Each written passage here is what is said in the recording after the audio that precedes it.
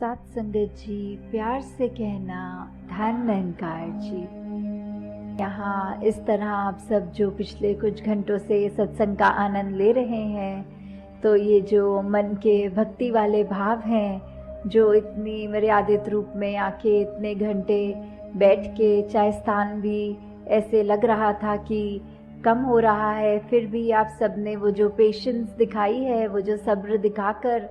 एक हर एक को अकोमोडेट किया कि कैसे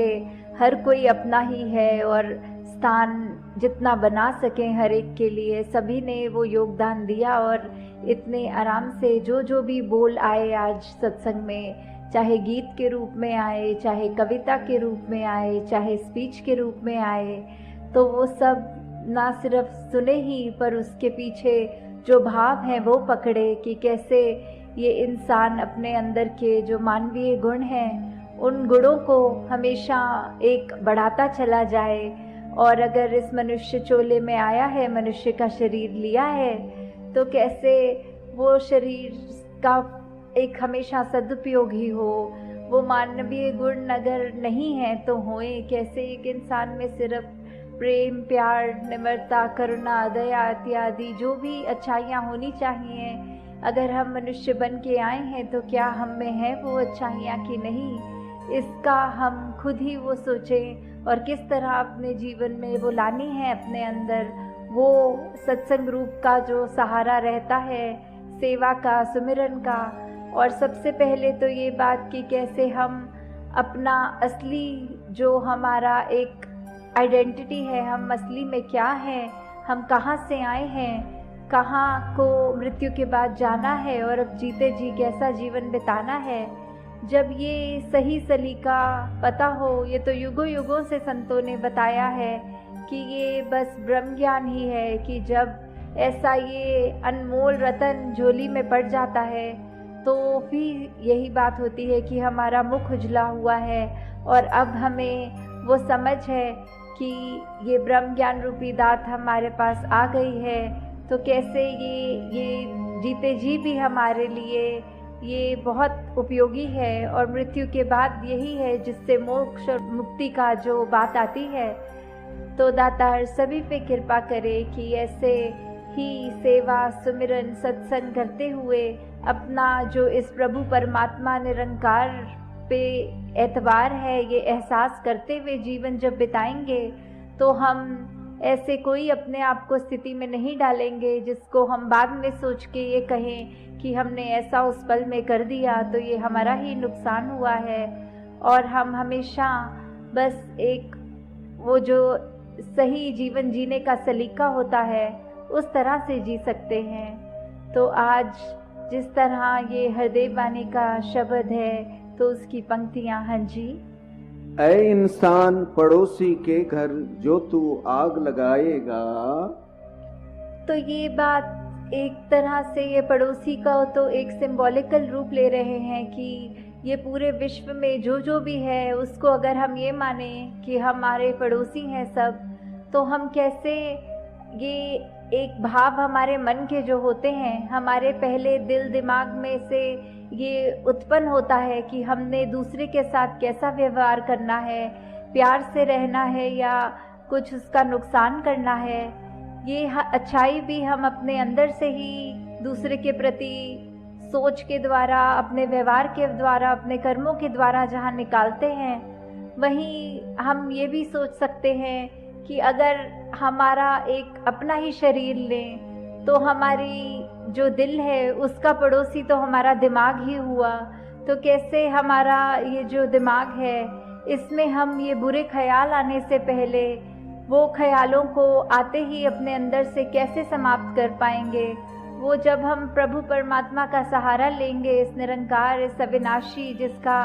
कोई अंत नहीं है, ये हर जगह है, ये पत्ते पत्ते में है, कण कण में है, इसको कोई काट नहीं सकता। जो ऐसा ये परमात्मा है जो स्थिर है,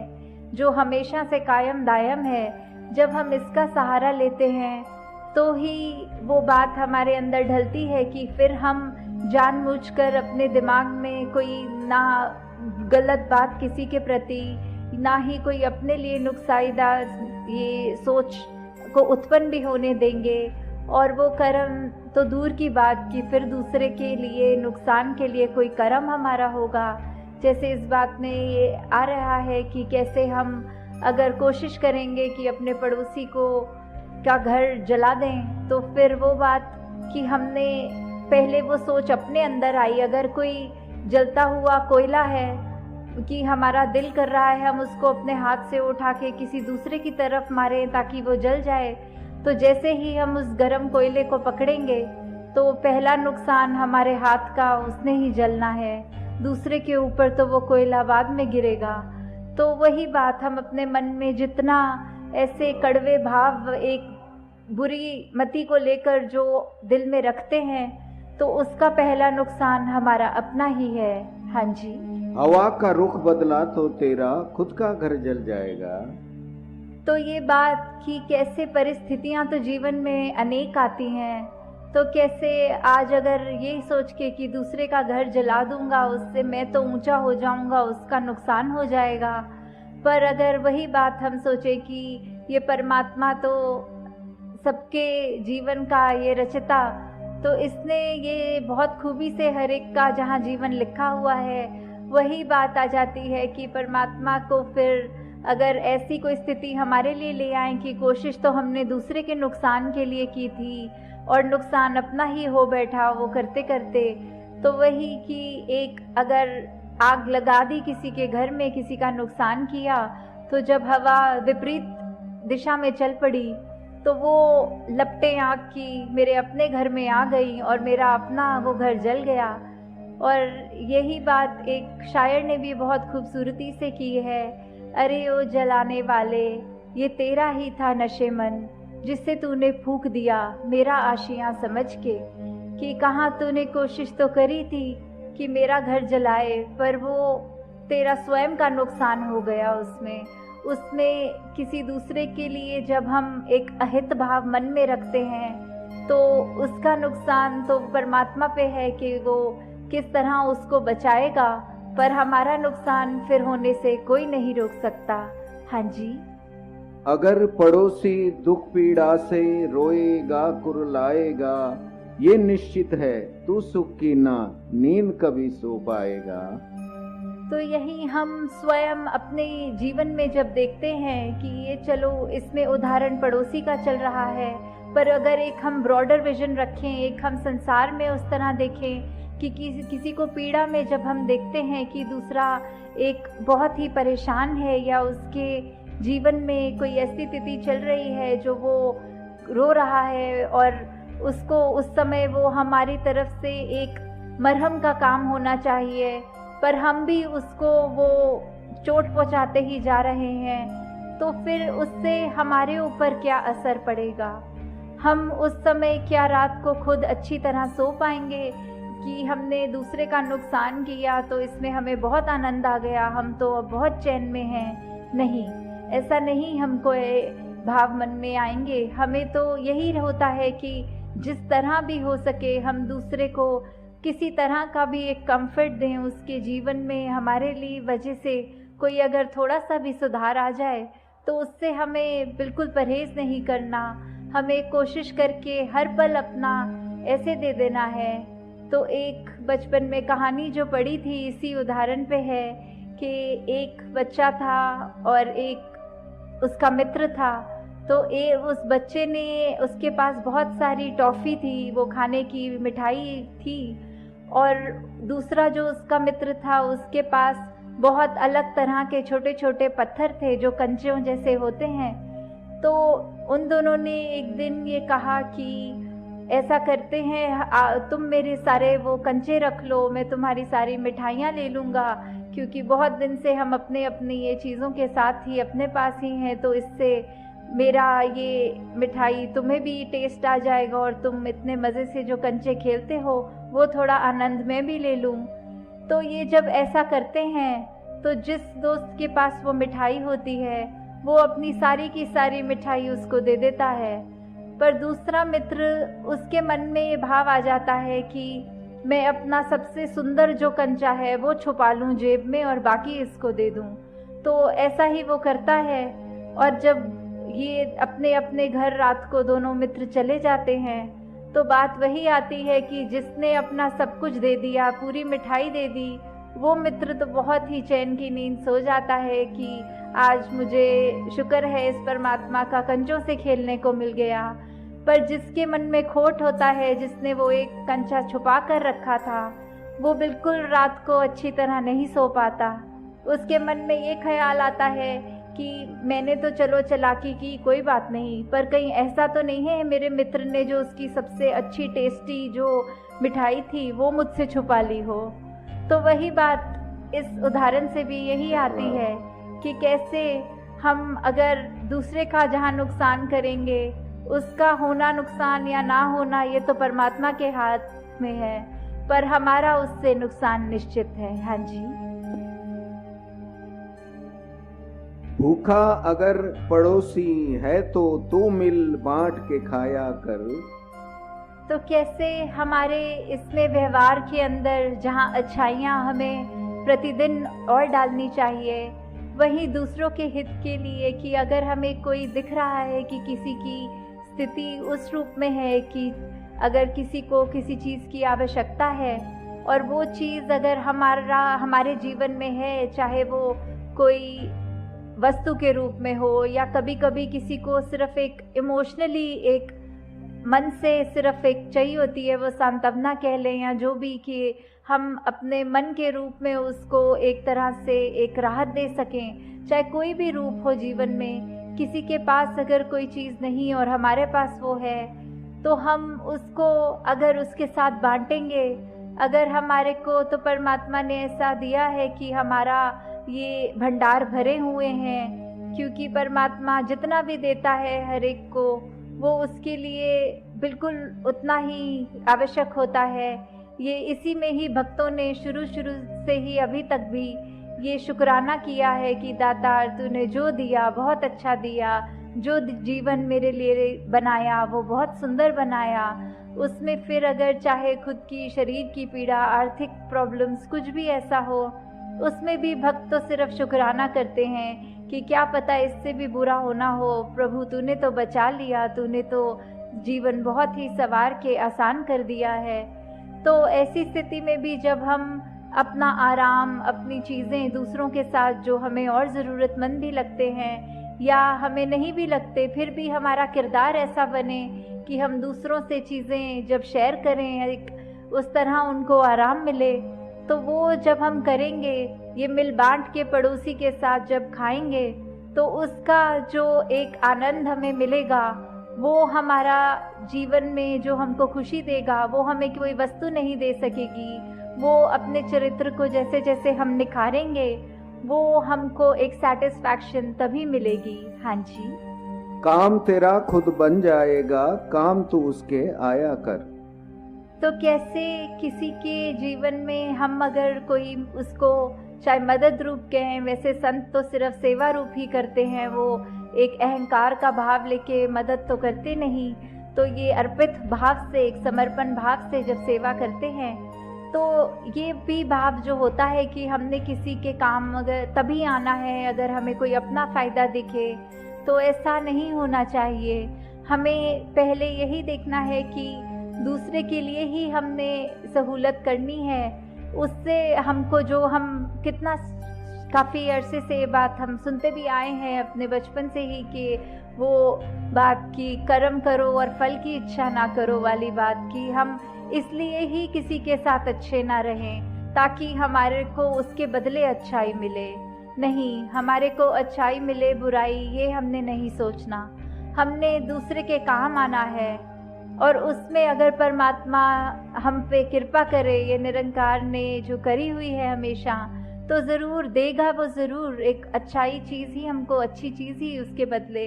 पर अगर बात वही हमारी इंटेंशन की है कि हमारी सोच की है, अगर कोई अच्छा कार्य करने से पहले हम समर्पित नहीं हैं, हम यही सोचें कि ये करने से मुझे इसका दुगना फ़ायदा होगा, तो फिर वो कार्य करने का भी कोई पॉइंट नहीं होता।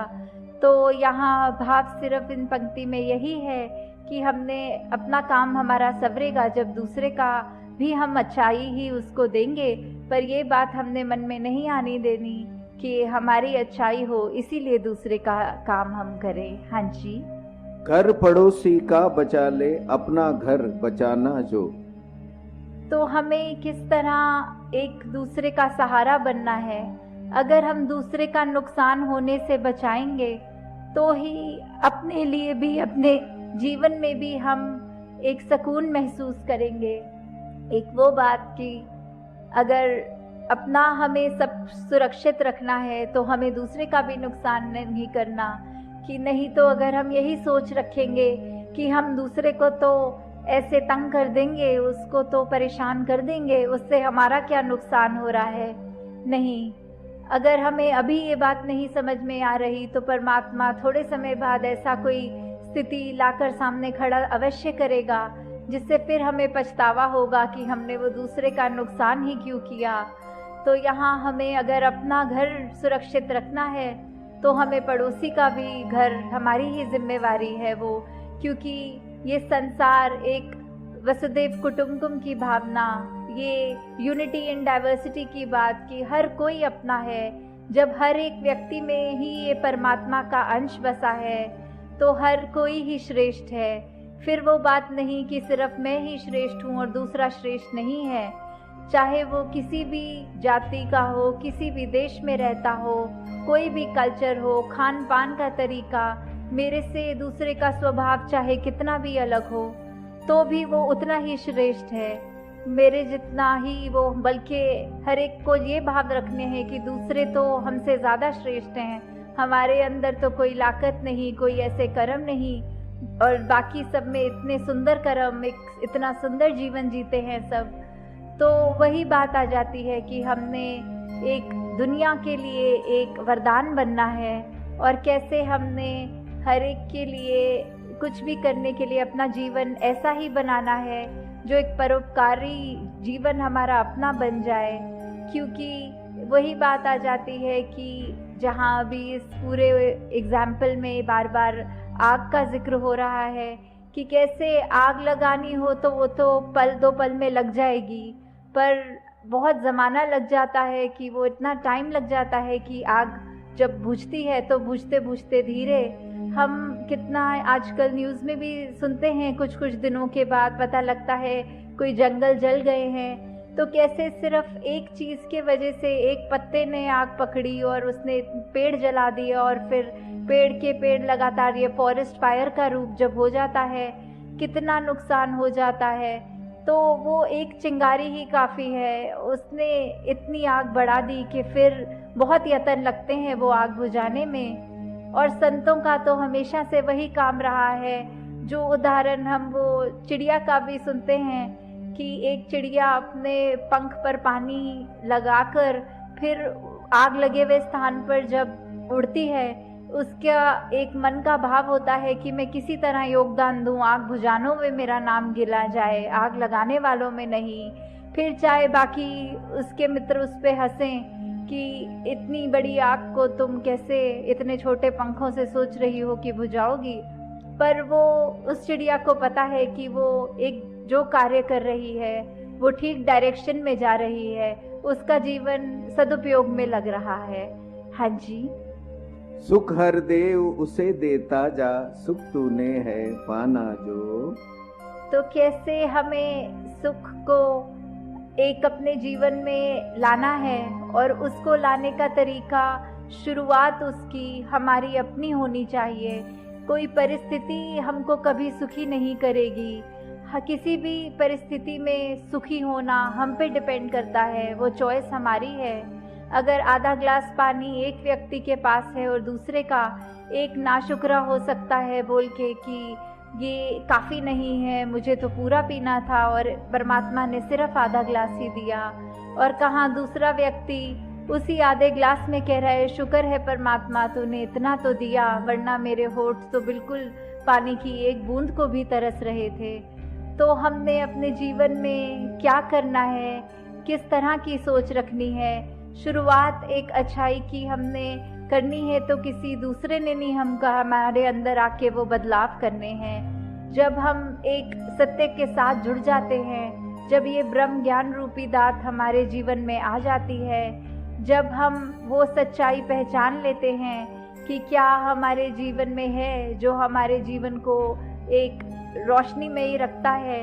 किस तरह हमने जीवन को जीना है और क्या है जो हमारी असली पहचान है। क्योंकि शरीरों ने तो हमारे शरीर कितनी योनियों से अगर निकल के आए हैं, तो कभी जानवर, कभी कुछ बनकर, अब जब मनुष्य में बनकर आए हैं तो अभी वो चांस है, वो सुनहरा मौका है हमारे पास कि हम ये प्रभु परमात्मा की पहचान कर सकते हैं। और एक वो पहचान जब हो जाती है तो निश्चित रूप से ही हमने जहाँ अपना तो जीवन सफल करना है, हमने एक संसार के लिए भी एक पॉजिटिव योगदान देते हुए एक सिर्फ और सिर्फ अच्छाई की बात मन में रख के हर एक के दिलों तक एक महक अपने जीवन में खुद जब हो, तो फिर वो फूल जैसे होता है तो फूल को कहना नहीं पड़ता मैं फूल हूँ। उसकी खुशबू, उसकी मासूमियत, उसकी ये नाजुक जो क्वालिटीज़ हैं उसके अंदर, वो जब कोई भी आसपास से गुजरेगा वो तो सूंघता हुआ खुद ही पहचान लेगा यहाँ आसपास कोई फूल है। तो हमने अपने जीवन में ही इतनी खूबसूरती रखनी है कि फिर वो जीवन हमारा खुद तो हम सफल करेंगे और हर एक का उसी के साथ और भी एक उनके जीवन में भी एक वो इम्पैक्ट, एक पॉजिटिव दे पाएंगे। तो दातार सभी पे कृपा करे कि हर एक का जीवन ऐसा बन जाए कि एक संतों ने जो चाहा है सदियों से कि हर एक मनुष्य किस तरह का जीवन जिए, किस तरह की सोच रखे, मन में हर पल हर व्यक्ति के क्या भाव होने चाहिए, इस परमात्मा के साथ किस तरह अपनी लिप जोड़कर जब एक एक सांस में परमात्मा बस जाता है रोम रोम में, तो फिर हमारा जीवन उस अनुसार जब चलता है तो ही एक सफल जिंदगानी बनती है। सत्संगत जी, प्यार से कहना, धन निरंकार।